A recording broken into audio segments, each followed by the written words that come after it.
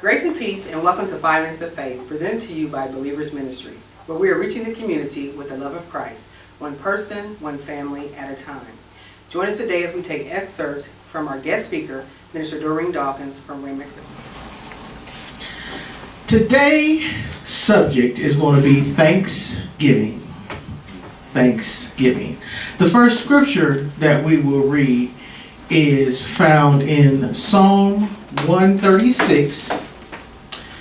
We will be reading verses 23 through 26.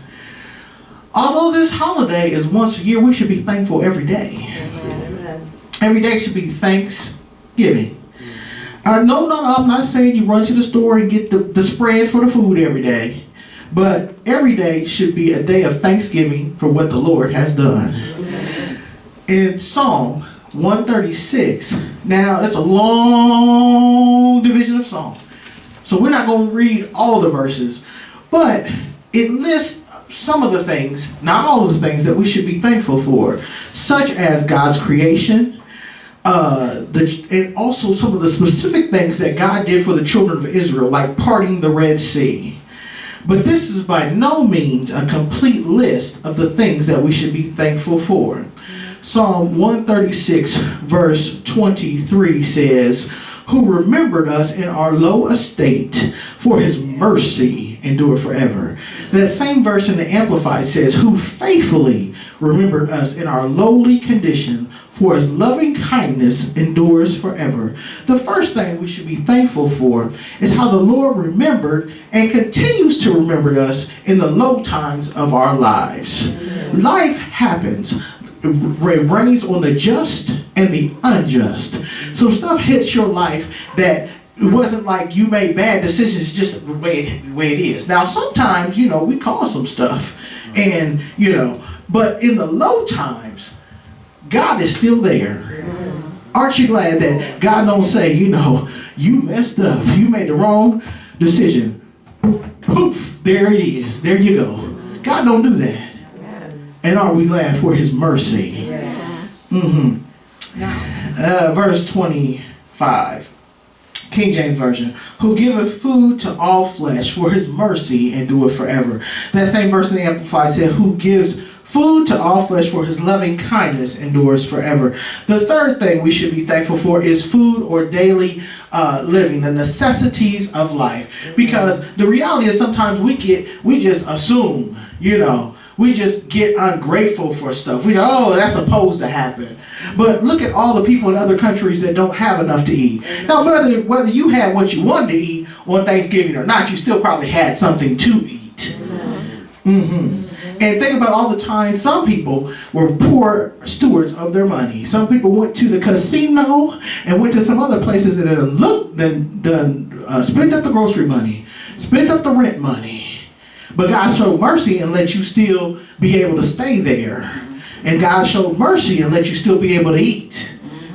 God showed mercy and had somebody come by with some groceries. When the reality is, based on them actions, you should have been fasting for a couple of days and waiting on the next paycheck. But God still made a way.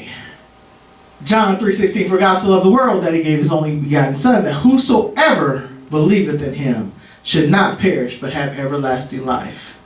Now, that's something to be thankful for. Because if there were no work of the cross, then we would all be lost. Amen. And not only from the perspective of being redeemed back to the Lord, which is very important, but we could never even be what God called us to be. That's right. Because in our own strength, we can't do it. Amen. Can't do it. And we should all live in the place of giving.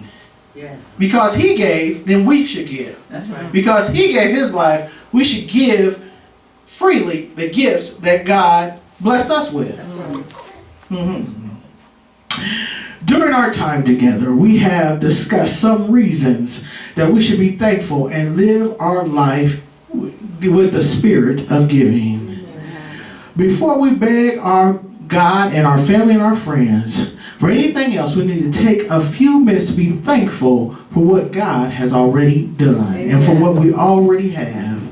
We should take some time to come up with a plan to give others what God has blessed us with, our gifts and our resources. So when it's time to leave the earth, we can be empty and not contribute to one of the wealthiest places, which is the burial place. Because that's where all the unrealized dreams and visions are for many people. Because I don't know about you, but at the end of time, I want to hear, well done, thou good and faithful servant.